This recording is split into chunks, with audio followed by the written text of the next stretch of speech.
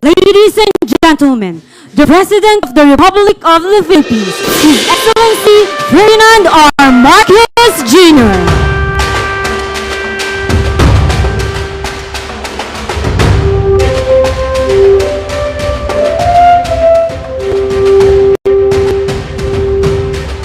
The President is accompanied by Department of Agriculture Secretary Francisco Chu Laurel Jr., National Irrigation Administration Acting Administrator Engineer Eduardo Eddie Gigalian, and is now having a tour and inspection of the excavators.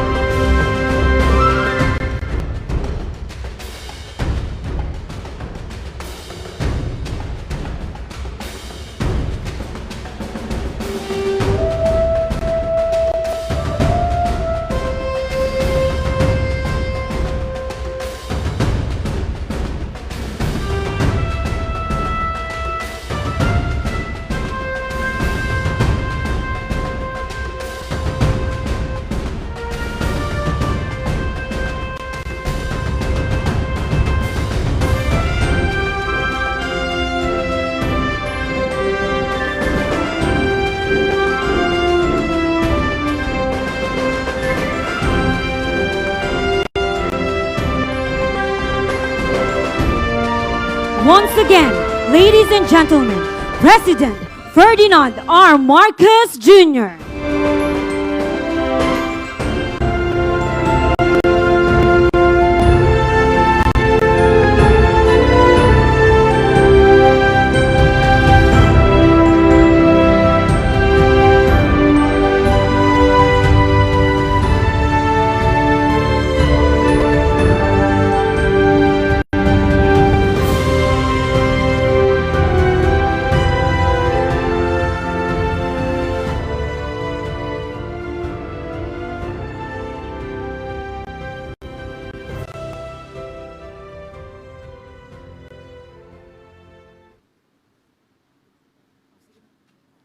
We may now be seated. Good morning. We are gathered here today to witness the turnover ceremony of procured excavators of the National Irrigation Administration. To formally begin our program, may we call on Acting Administrator Gillian for his welcome remarks. Okay, magandang umaga po sa ating lahat. At kami po ay tuwang-tuwa dahil sa pagdalaw ng ating Pangulo. Talagang napakalaking karangalan po ito. Ang event na ito, tayo po ay magte-turnover ng 141 units na backhoe sa buong Pilipinas. Ang mga ito po ay gagamitin para ng ating mga Irrigators Association para sa desilting ng kanilang canals, para sa pag-repair ng kanilang irrigation, para po ito ay lalong makatulong sa pagpapaunlad ng ating food security. Ngayon po ay ngayong araw na ito, masasaksihan po natin, ito po ay simula pa lamang ng ating refleeting program. Actually, 3 taon po ito na ganito ang ating refleeting program. Ito po ang laging sinasabi ng ating mga magsasaka. Ito po ay lagi nilang re-request sa atin. At ito naman ay pinagbigyan ng ating mahal na Presidente. So ngayon ay masayang-masaya po kami at nandito na. At actually 3 po ito. Meron pa po tayo sa Visayas and Mindanao. So maraming salamat po at welcome po tayong lahat. Thank you, Administrator Guillen. At this point, may we request the President to be assisted by Secretary Laurel and Acting Administrator Guillen to lead the ceremonial distribution of the symbolic keys to 3 NIA regional managers representing the beneficiaries of the 141 excavators for distribution in Luzon, Visayas, and Mindanao. To receive the symbolic keys for Luzon, may we call on stage Engineer Danilo B. Gomez, Acting Regional Manager of Region 1.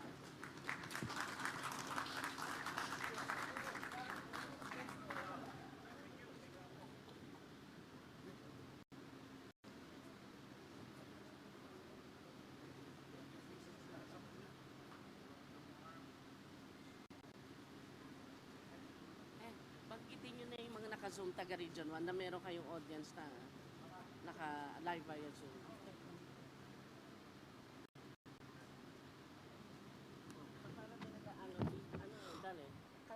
Next.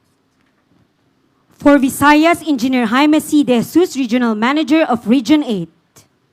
May taga-Region 8 ba na naka-Zoom? Wala. O sabihin nyo na On screen is live streaming the distribution in Cebu City for Visayas and Davao City for Mindanao. thank you, Mr. President. Next. And for Mindanao, Engineer Jimmy Alapostol, Regional Manager of Region 11.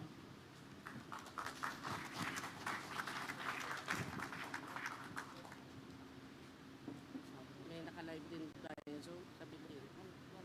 Wala na. Okay. Next. Okay. Thank you, Mr. President. At this juncture, may we call on Department of Agriculture Secretary Francisco T. Laurel Jr. to introduce our guest of honor.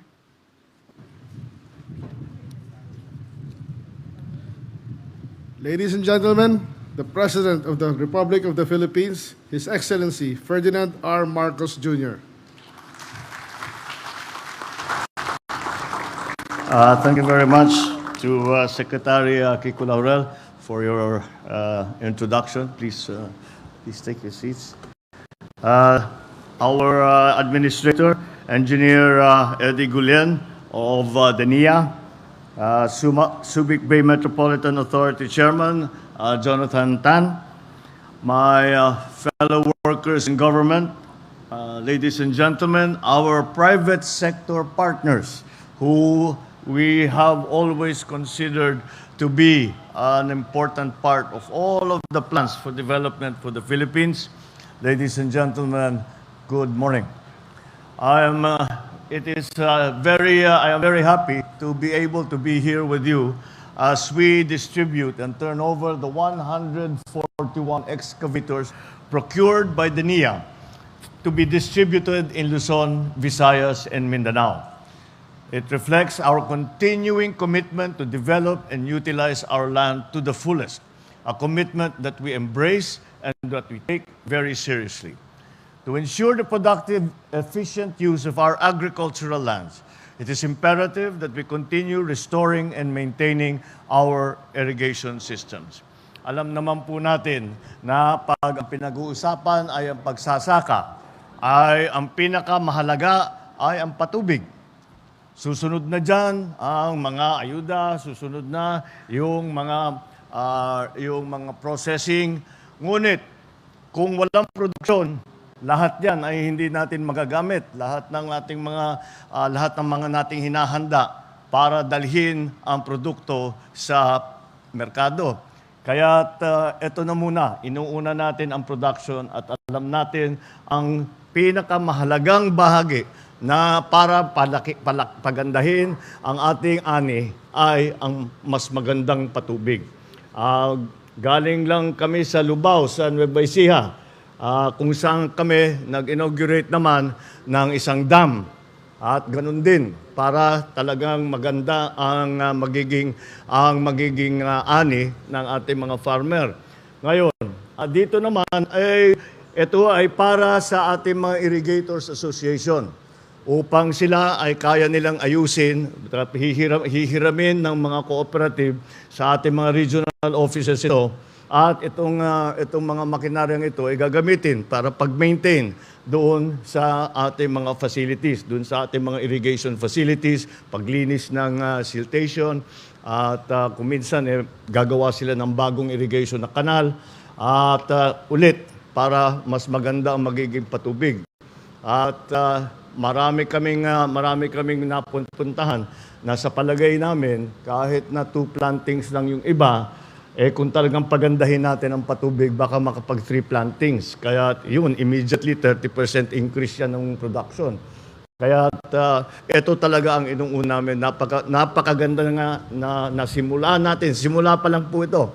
At dadagdagan pa po natin ito upang may kakayahan ang ating mga Irrigators Associations, ang ating mga sanghera, lahat ng mga irrigation cooperative na namamahala sa patubig ng ating mga sinasakahan.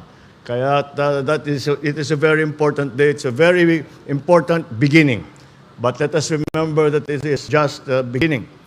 So I recognize, as I said, our partners from PBBM, Unistar Inc., and Zoom Lion for delivering this modern and quality machinery in a timely fashion.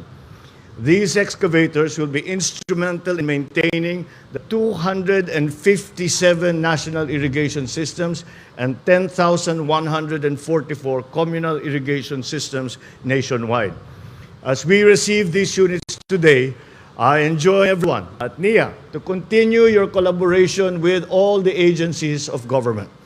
I call on you to work closely with the DBM to secure the funding for the acquisition of the needed additional machinery to further improve the country's irrigation system.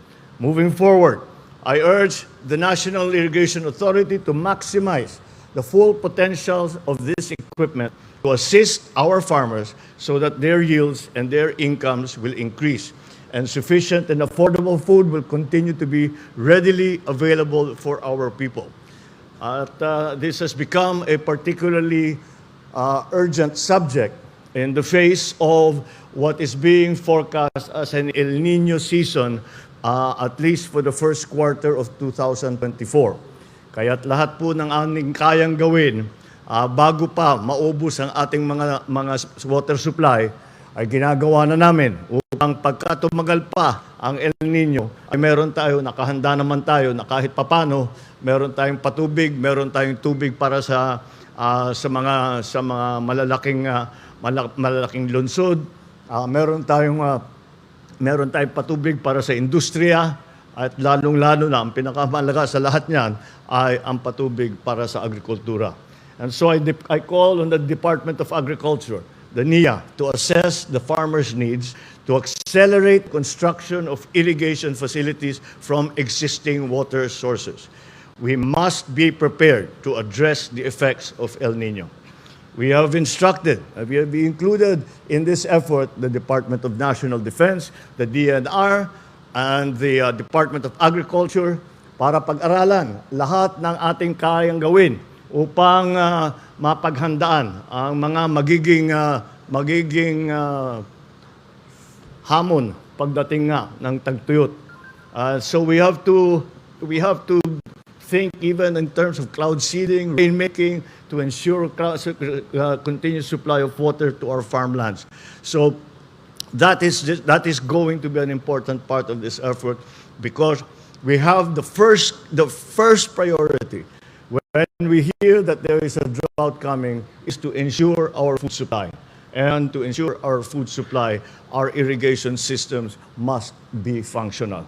Rest assured, we will continue to explore all possibilities for the continuous distribution of water to ensure that our lands remain fertile and productive. Let us continue to unite and work together.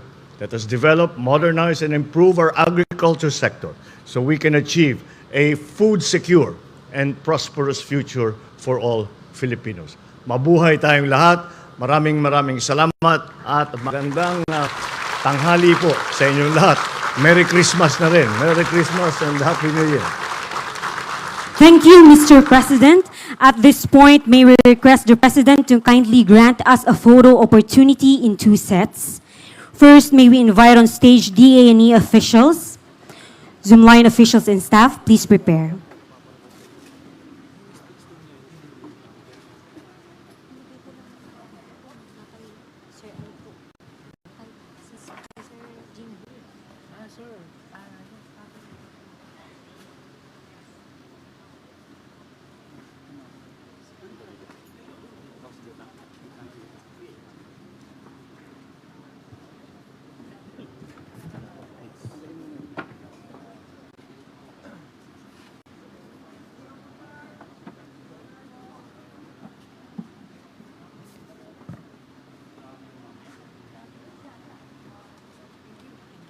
Thank you. Please exit to your right.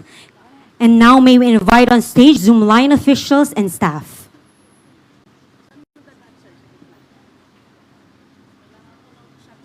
Dalawang set lang yan, ha?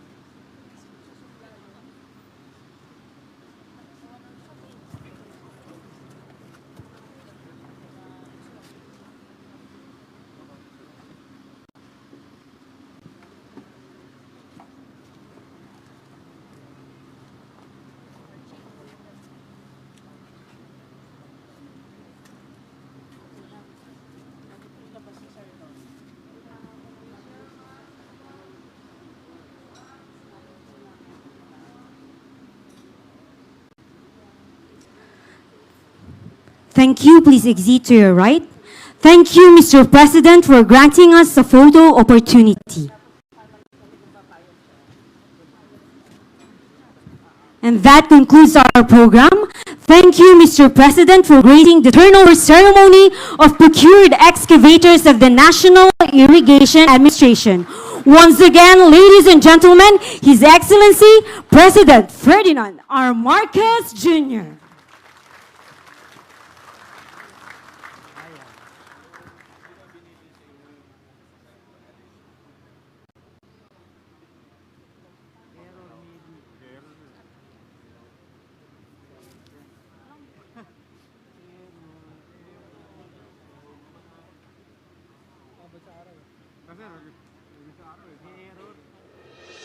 We would like to request everyone to remain on your respective places until the President has left the venue.